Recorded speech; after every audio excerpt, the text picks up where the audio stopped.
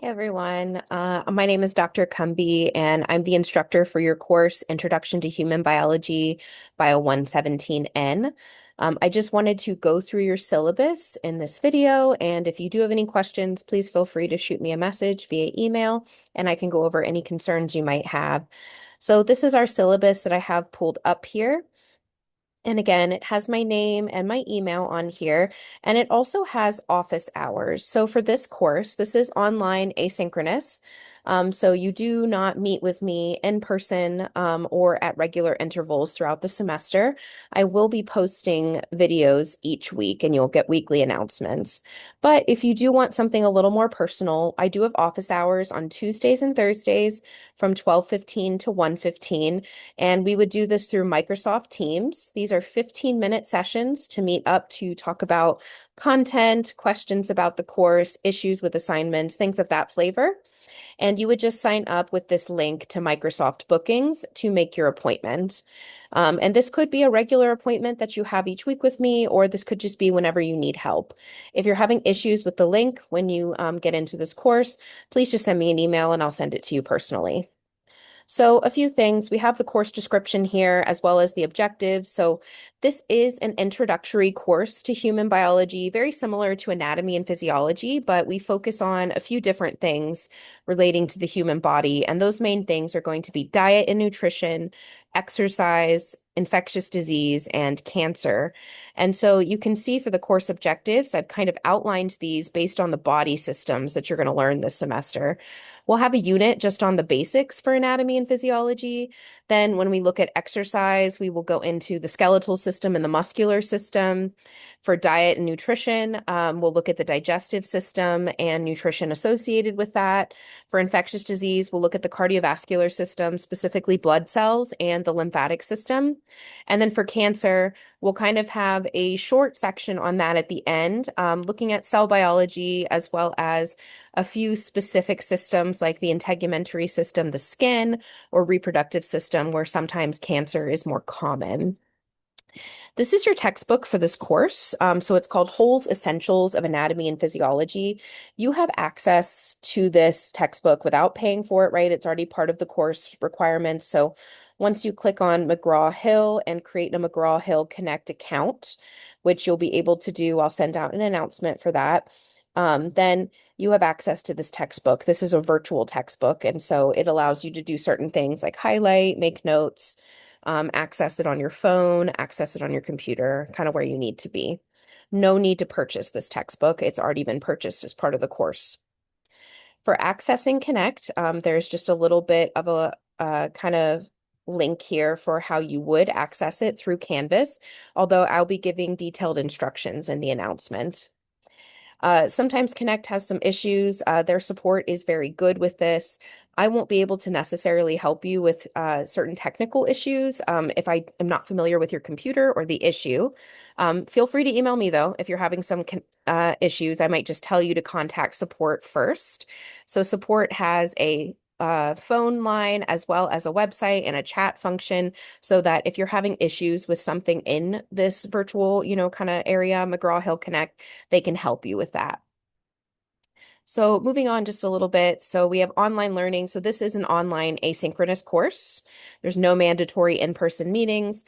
I am going to make the lecture videos available to you. These are pre-recorded videos. They'll come in an announcement each week and also remind you of the due dates for your assignments or when your exams are going to be. Also note, you'll know the due dates for all your assignments and exam dates in the syllabus. It's at the end here that we'll get to. You are expected to use your time wisely, right? And those types of things. Um, there are some resources if you're not familiar with an online class format here. So I have a few links just to help you out, as well as a link here to ITS, which could help with some computer issues as well. A few other things. We are using a proctoring software in this course since it is online. It's called Smarter Proctoring. And this is required. So you need to be using a computer or a laptop in this course in order to use the Smarter Proctoring software. So even if you can do the assignments on your tablet or iPad or even on your phone, that's fine. But when it comes to taking the exams, you need to have Smarter Proctoring, which means you have to have a computer or a laptop. It won't work on the other ones. And all this is with Smarter Proctoring, it's a Google Chrome kind of add-in extension. And so you'll use Google Chrome, add the extension, and you'll be using Smarter Proctoring. All of this is free. ODU pays for Smarter Proctoring. This is an online automated kind of system where it will just videotape your testing area while you take the test. And it will show me not just you taking the test, but also your screen while you take the test. That is required for this course in order to take exams.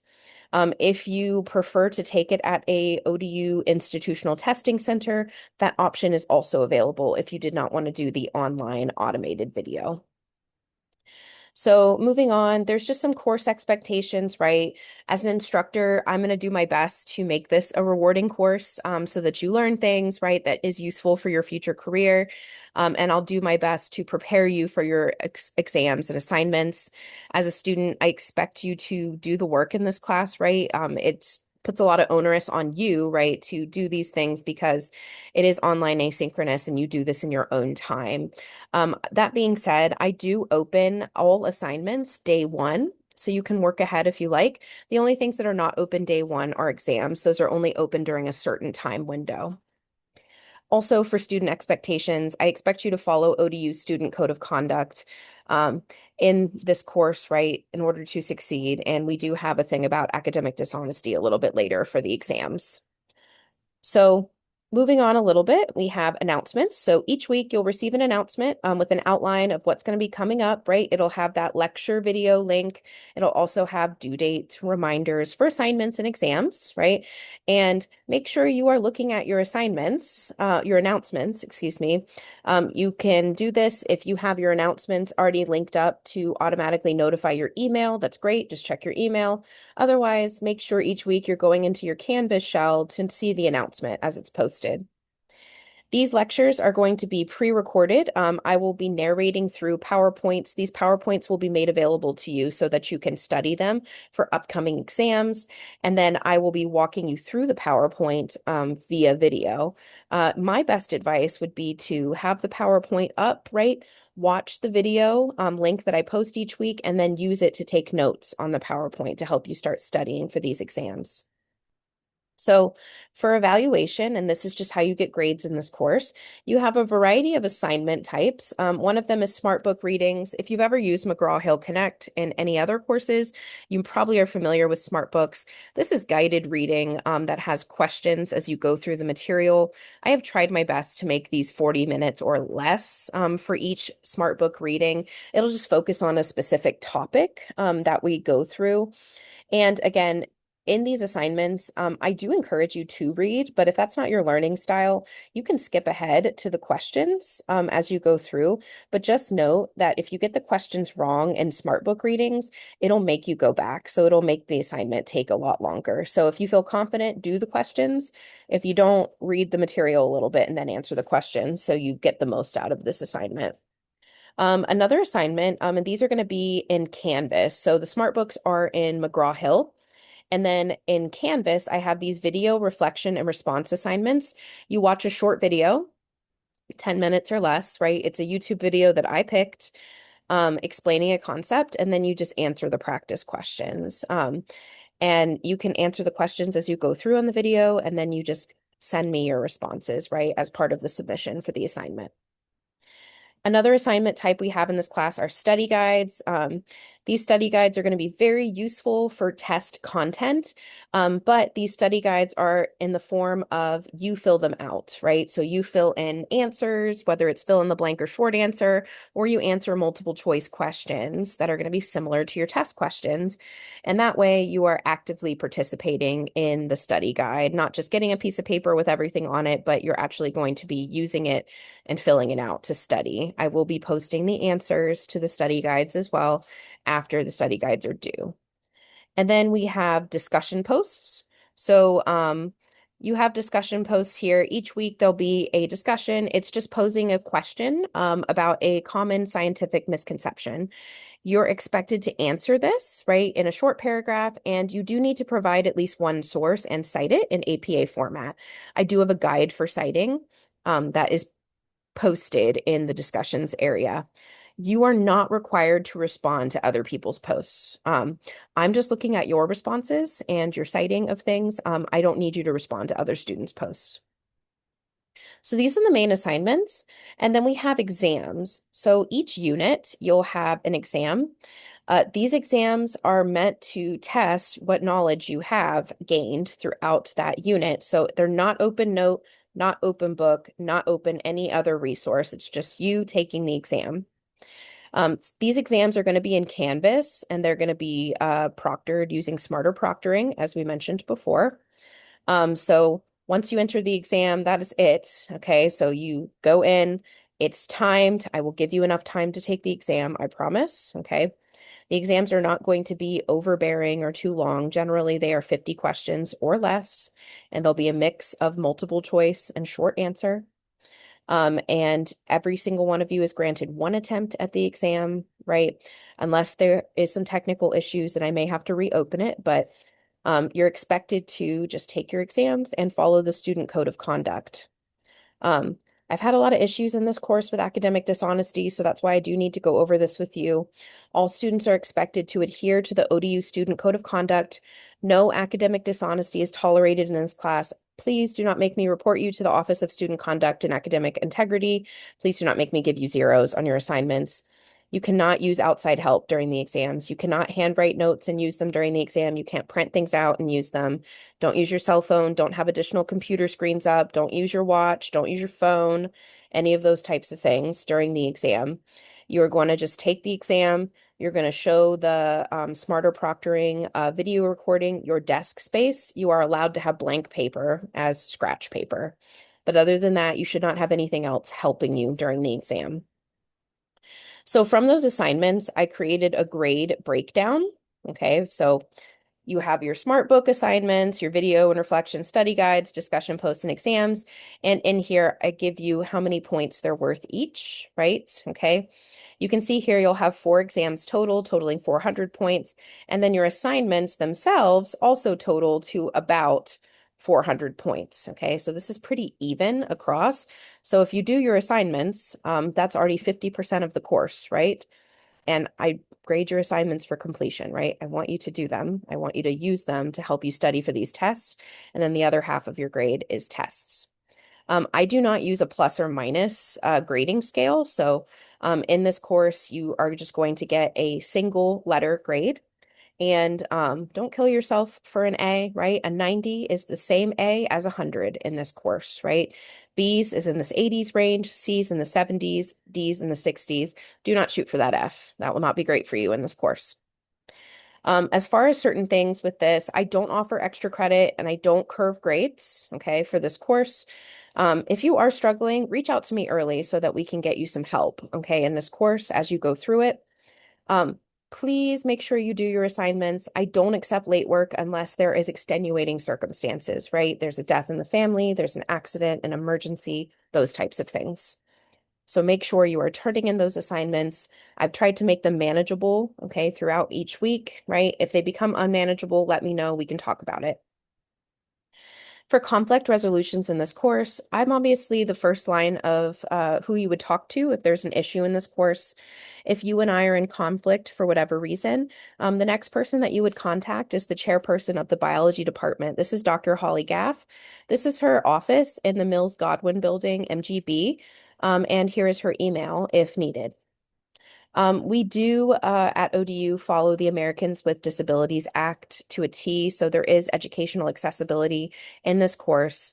So if you have documentation of a disability and you have already contacted the Office of Educational Accessibility, OEA, there's a possibility, right, that you can get special accommodations for this course, right? That OEA would send me a letter for, which would include changing your testing space, changing the amount of time you're given on the test, things like that. So please, if you have not already contacted the Office of Educational Accessibility, please do so if you need that extra educational accessibility, extra help for this course.